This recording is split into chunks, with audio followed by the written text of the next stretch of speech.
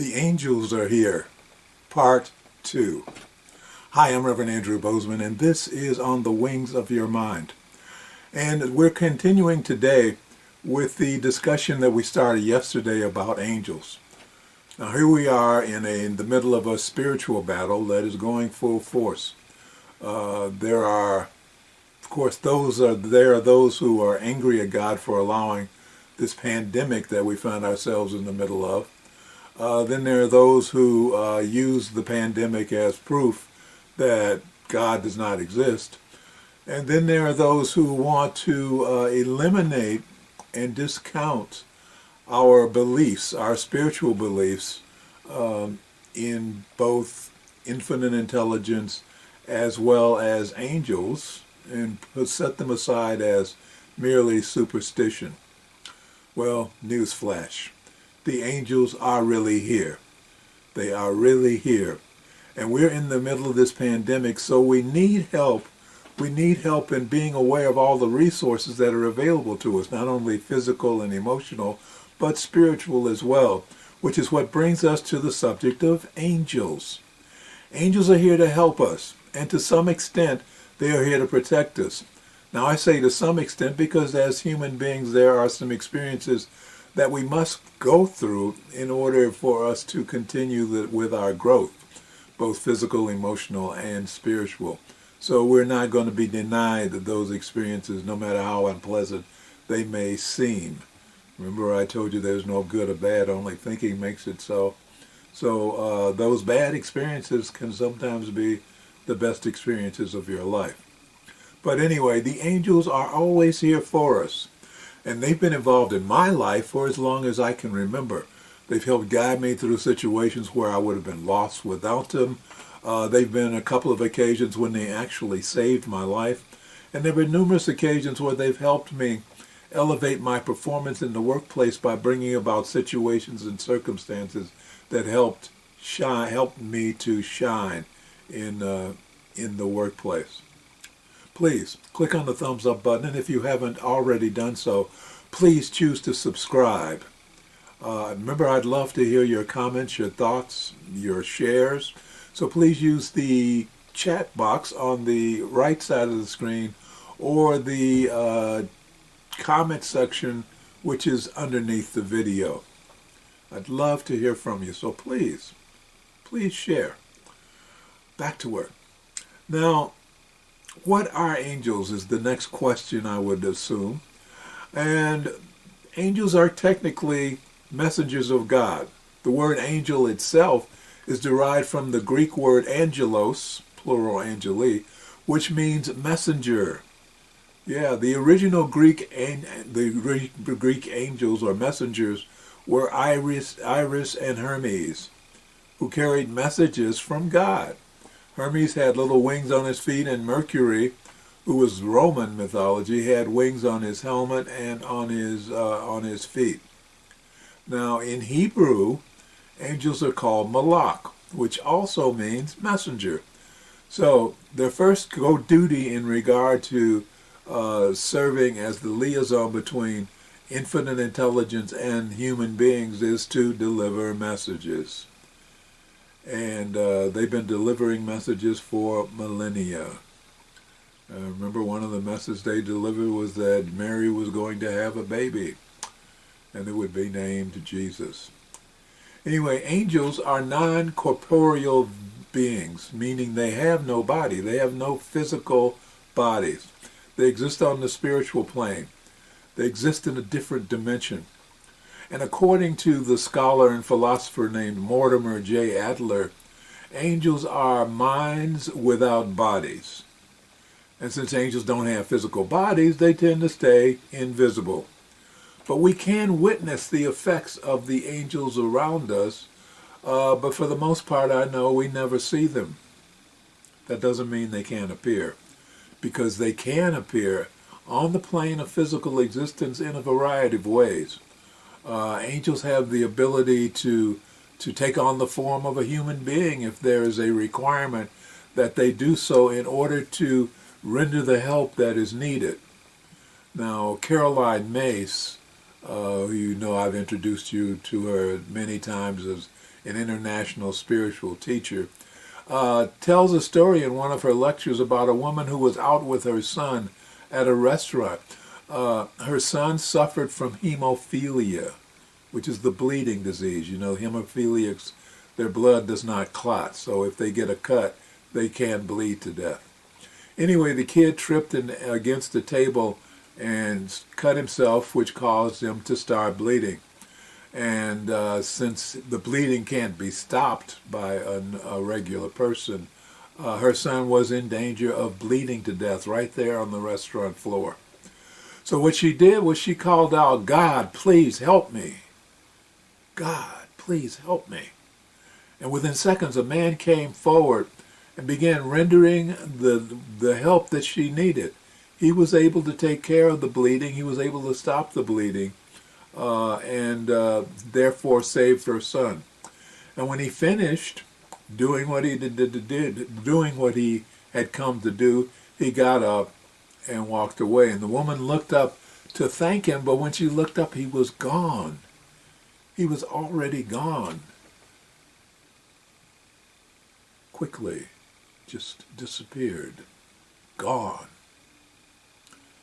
Was that an angel? At other times, angels may appear as exotic creatures with wings, or as beings of light, or in some other form. Many stories of angels and angel encounters involved healing the sick. These angels are called healing angels, and I have called upon healing angels many times to help people who are really sick, really dangerously sick. And they can appear over the bed of a sick person in the form of light, or sometimes as little spheres of light, little globules of light.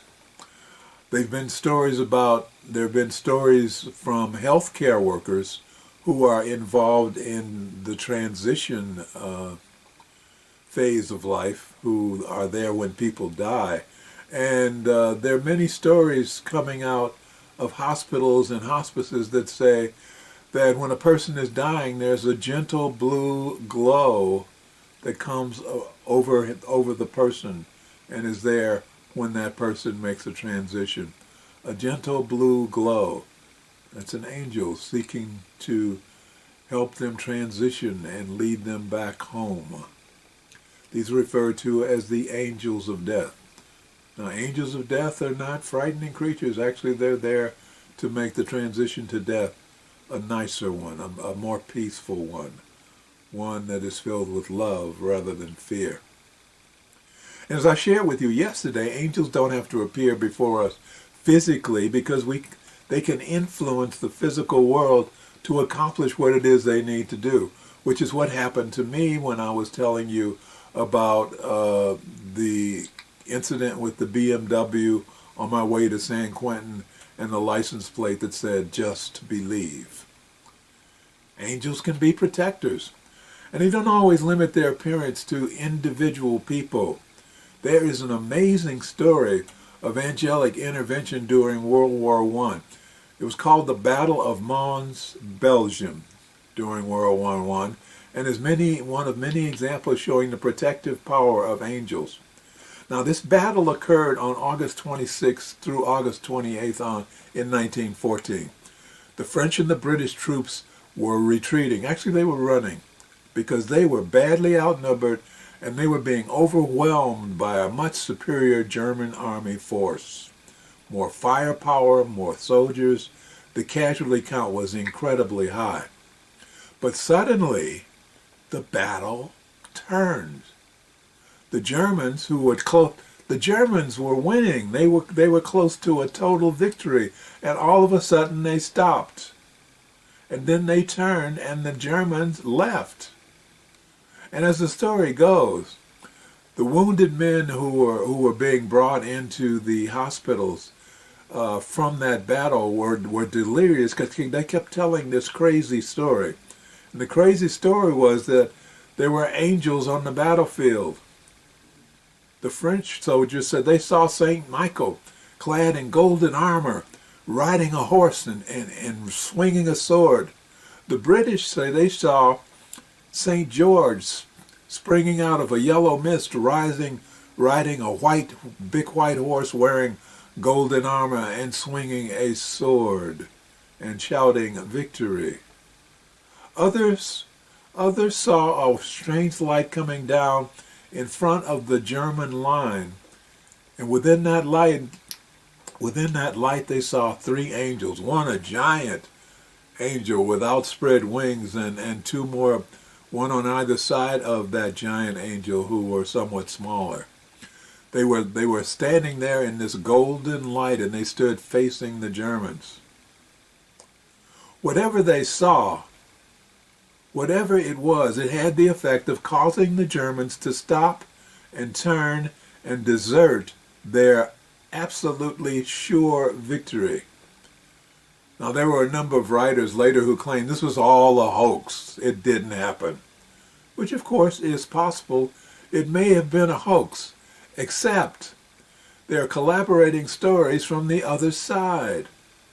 So what did the Germans witness on that day? Well, a year later, stories began to come out from the German side. German soldiers revealed that at a certain moment they found themselves absolutely powerless to continue. Their horses stopped and refused to go forward. Then the horses turned sharply and ran. The men said they could not stop the horses from running. They also said they were amazed when they looked across the battle lines at the army they had just been chasing, because there was no longer a bedraggled group of beaten men on the run, but thousands, literally thousands, of fresh troops waiting for them to come into firing range. Realizing they would be overwhelmed, the Germans stopped, turned, and retreated. Interesting story. On a much smaller scale, angels can lend protection to one person at a time. This is called the work of guardian angels. Now, guardian angels intervene in human situations to save people from danger, to protect them from risk, or, as I mentioned earlier, to guide people when they transition to the spirit world. So what determines when an angel is going to intervene on your behalf? Well, I think quite often it has to do with a person's purpose in this life. Sometimes we need to stick around in order to contribute something to humanity. So the angels want to make sure that we stick around to do our job. So they will do something to protect us, to make us live longer.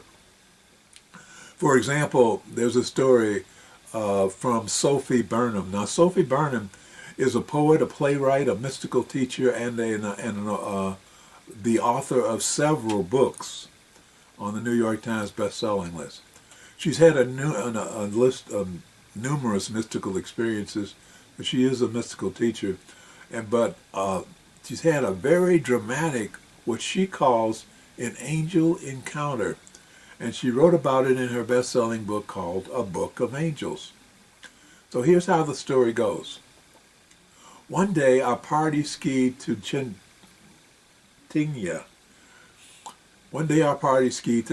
Which is a community in France up in the mountains that is known for its high-level ski resorts. It's a full day's trip up to the funicular, up to a high peak.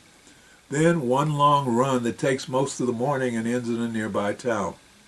In the afternoon, you ski at Tignes and take a bus back home. It had not snowed for weeks. The track was packed hard as a toboggan slide. I came fast around one curve, and just at the edge of the path, I fell. And I found myself sliding on my back, head first, downhill. When you fall skiing, you're supposed to twist your skis around to the downhill side, dig into the snow, and brake to a stop. But no matter how hard I tried, I could not make that twist. The ground was hard and somewhat pebbly. It acted like a billion ball bearings carrying me along. I remember thinking it was ludicrous sledding on my back head first, battered against small stones. I was not afraid, though I knew I was off the piste, but after 2 or 3 attempts to flip my skis, I decided it really didn't matter that soon I would hit a tree or a rock and stop. It didn't matter because my attention was captured by the sky. The sky, it just wasn't a blue sky. It radiated blue and green, yellow and pink. And my heart was wrenched out of my body with rapture, as if it recognized something. Home. I was barreling down the hill at 30 or 40 miles an hour, bumping over stones, yet filled with joy. I saw the perfection in all things, including this mad head first slide. What did it matter if I died right then? I thought irrationally.